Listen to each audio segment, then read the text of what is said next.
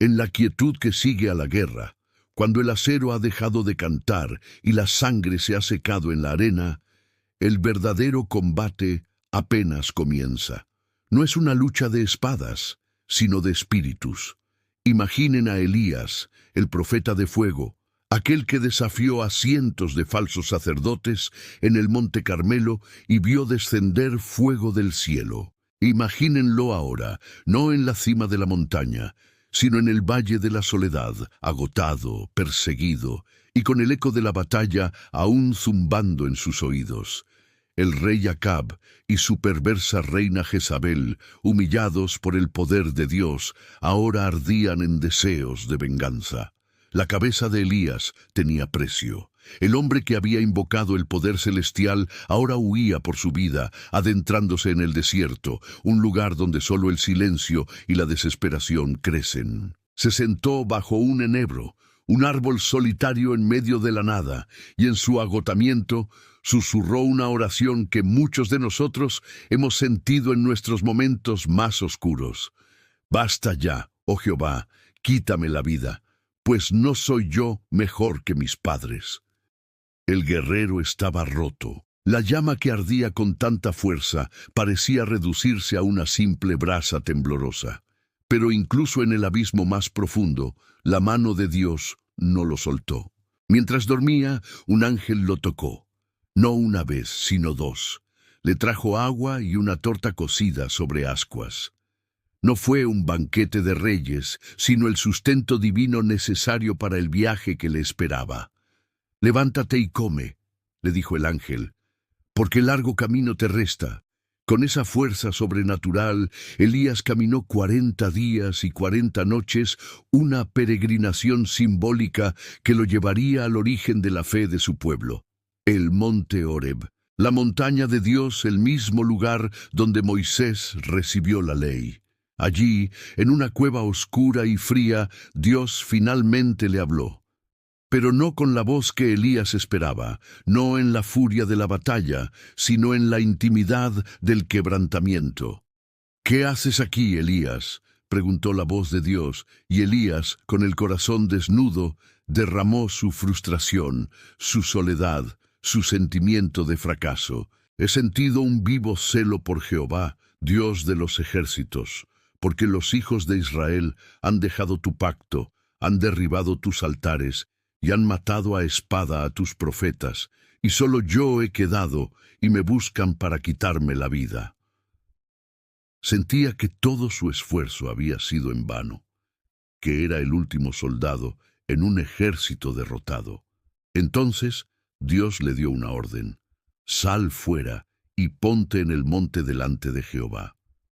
Y lo que sucedió a continuación cambiaría a Elías para siempre. Primero, un viento poderoso y devastador pasó, tan fuerte que partía las montañas y quebraba las peñas. Pero Dios no estaba en el viento. Después del viento, un terremoto sacudió los cimientos de la tierra. Pero Dios no estaba en el terremoto, y tras el terremoto, un fuego consumidor barrió la montaña. Pero Dios tampoco estaba en el fuego. Elías había conocido a Dios en el fuego del Carmelo, pero ahora, en su momento más bajo, Dios se le revelaría de una forma completamente nueva.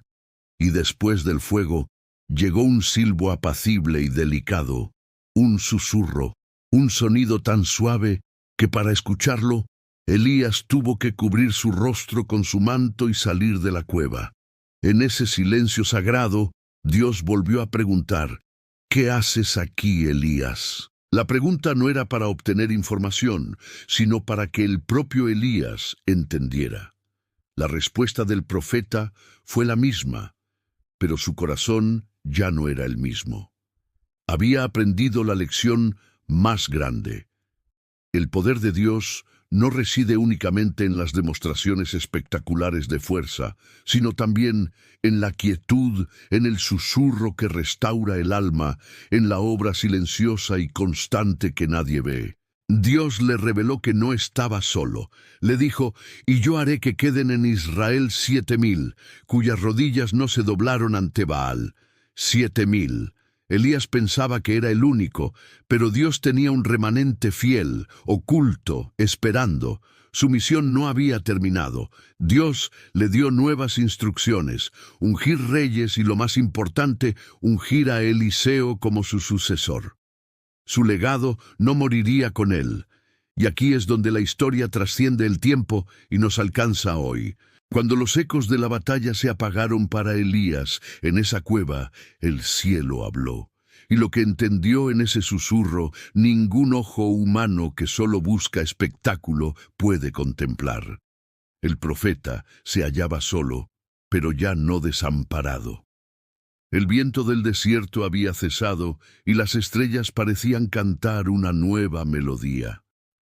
Fue entonces, en esa quietud, que su espíritu recibió una visión que iba más allá de su tiempo. Una luz descendió en su entendimiento tan pura, tan viva, que su cuerpo tembló y su alma ardió en reverencia.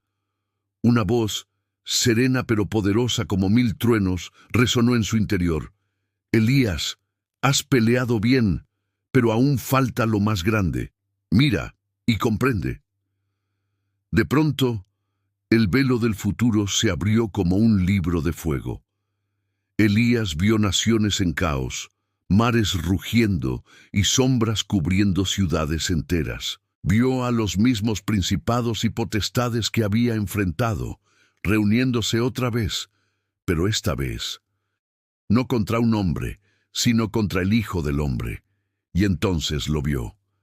El cumplimiento de todas las profecías, el trono de gloria, el cielo entero iluminado por un solo rostro, el de Jesús, el Mesías, cabalgando entre nubes ardientes, con una corona de luz y una mirada que mezclaba misericordia y justicia perfectas. A su paso, los ejércitos celestiales se inclinaban en adoración, y la creación entera gemía, esperando su redención.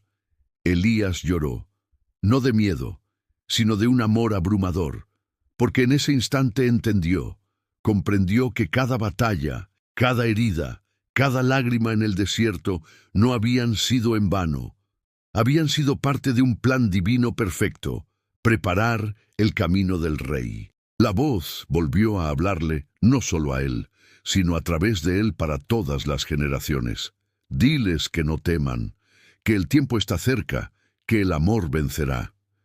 Y así, cuando la visión terminó, Elías despertó a una nueva realidad.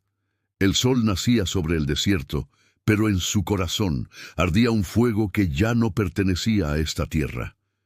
Ya no era el fuego del juicio del Carmelo, sino el fuego apacible del amor redentor. Aquel día, el profeta caminó hacia el horizonte, sabiendo que su misión final no era sobrevivir, sino anunciar la victoria del Cordero.